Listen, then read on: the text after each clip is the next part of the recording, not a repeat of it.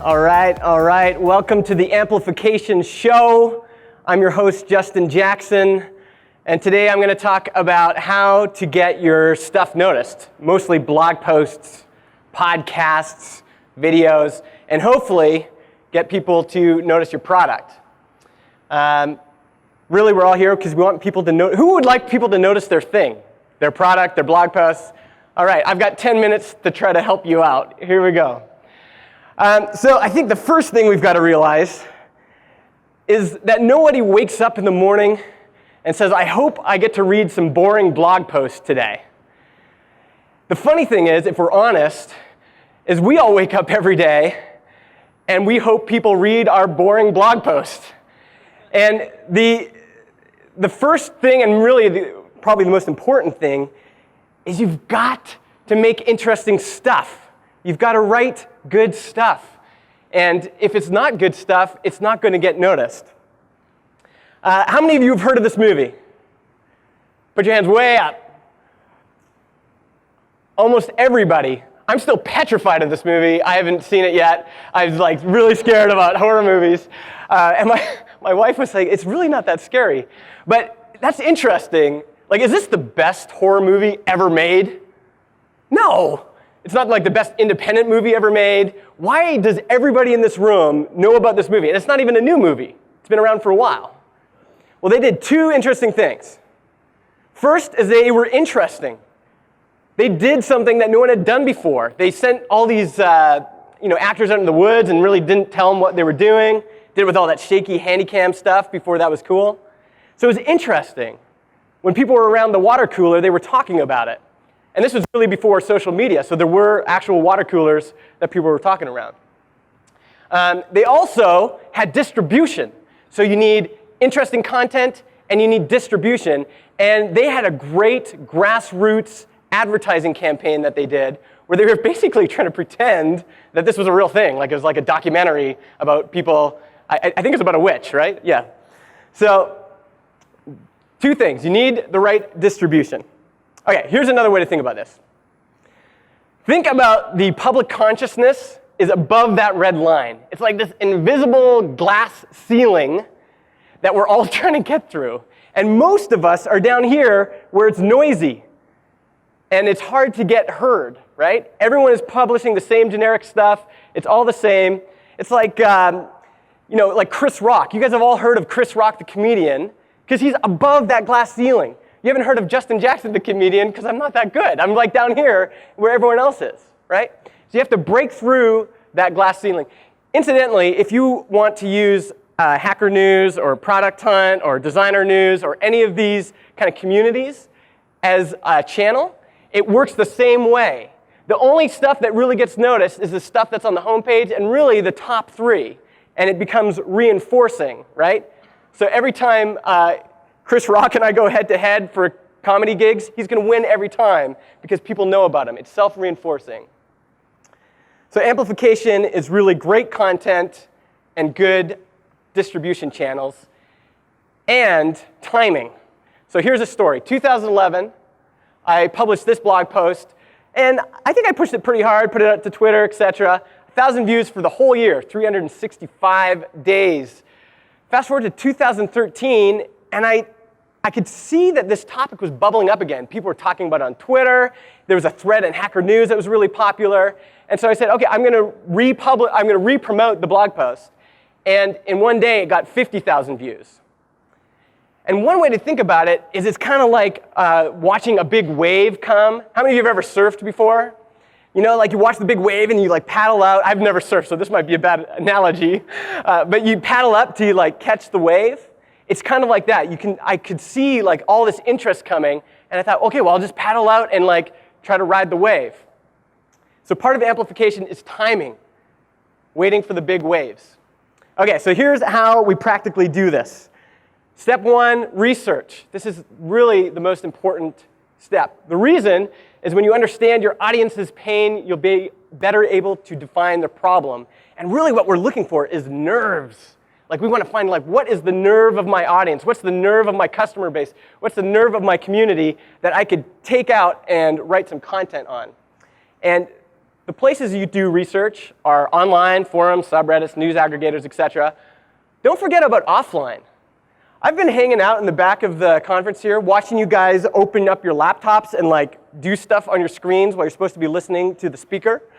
And I noticed a few patterns. So one is that everybody's using Slack, and that's probably not like, that's not a big revelation. But it's the way you're using Slack that's interesting. It's like email, Slack, Twitter, Slack, speaker, Slack. You guys are like going back and forth every 30 seconds. It's amazing we get any work done, right? We're all bouncing back. So like one blog post could be 5 ways to cure your Slack OCD or something like that. So you're looking for patterns. And these are things that are just going to bubble up in forums, real life, conversations. What things keep coming up over and over again? Visit your competitors' support forums and just like see like what is everyone talking about? What's the underlying trend? What can you kind of pick out and use? The way I organize this is I grab all these snippets and then I organize them like index cards into common patterns. And I try to find the biggest one. I'm using Keeb, Keeb.com to do this right now. And it basically allows me to group and then see which are the biggest groups under a particular pattern. All right, so now you've got your research, you've identified the trend, and now you need to write good stuff. And like I said, you want to pick the number 1 or 2 thing that people are thinking about. What is the one thing that you can kind of hammer on? Here's an example. This is a blog post I wrote for Sprintly, and I think you could tell just by reading the headline. Actually, bring it up on your screens. If you're Google, your developers aren't slow, because I think we also did a good job of incorporating the product into this too. But your developers aren't slow. That hits a nerve. First with managers, they all think their developers are too slow, and then with developers who've got to put up with these managers, right?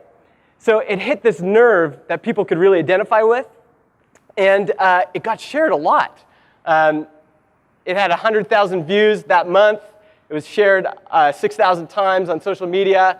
It increased email leads by 32%, and we got probably 2 to 3x normal trial signups. And so that's the power of doing your research beforehand. Don't write about like the issue number 24 that people care about. Write about the number 1 or number 2 thing that they care about. That's what you should be writing about. All right, amplification. So you've got great content. Which train are you going to hook it up to? This is my network right here. It's my own small little network, a little trolley. Or I could hook it up to a speed train. And here's kind of an example of this. My most retweeted tweet is the one on the left, but it's not my most popular tweet by impressions. My most popular tweet is the one that was like retweeted 3 times. And one of those was Jeffrey Zeldman. So you can see the power of Jeffrey's network. Boom, all of those impressions, right? So my little network on the left, Jeffrey's on the right. There's 2 types of influencers. There's individuals, and then there's networks. How do you build relationships with influencers? It is a relationship, by the way. You don't just like show up one day and ask I just got one today, an email from someone asking me to share some stuff. You have to build a relationship. And so I can't tell you guys how to build relationships, but this is how I did. I met Heaton on my podcast. I crashed the speakers dinner and met Maura. And Ryan invited me to be a part of his writing group, Startup Edition. And I just built relationships with these people over time. And eventually, like if you have a friend, and then you get really excited about something you've written, and you ask your friend to share it, that's likely to happen, right? But you do need to build a relationship beforehand. So how do you earn the right to be heard on online communities? Earning the right to be heard is kind of a key part there. You don't just show up one day and expect everyone, like show up and start promoting your product. You show up every day and you add value every day. How can I help people in the forums? How can I help people on whatever kind of channel is perfect for you? How can you help people out? So add value every day. And then the final piece is to coordinate your launch. And I coordinate a blog post launch the same way I do a product launch. So before the blog post goes out, I send it to people in my network, maybe influencers I've built relationships with, and I say, here's a draft. Could you guys give some feedback on that? And once they give their feedback, they are now invested in that post. A couple days later, I'll say, thanks so much for your feedback. I'm going to publish this on Tuesday. If you could share it on Tuesday, that would be great. Tuesday, I publish it. I might put it on one high-value network. I really like starting with Reddit because there's so many subreddits. And often things that start on Reddit get cross-posted to other things like Hacker News. And I'll submit it to Reddit. Then I'll email everyone again, and I'll say, the post is live. It's over here on Reddit. Here's a pre-populated link to tweet it out if you want to share it. You make it easy to share. And then thank them again for their help. And just doing that, this is what the guys at Groove are doing. This same kind of pattern really, really helps, because then you have an army of people that are kind of going out and helping you to promote this blog post. You do it like a product. And then you can kind of get the lift that you're looking for. And that was it. I was going really fast there. If you have questions, I'm on Twitter, the letter M, the letter I, Justin, M-I, Justin. Thanks for your time.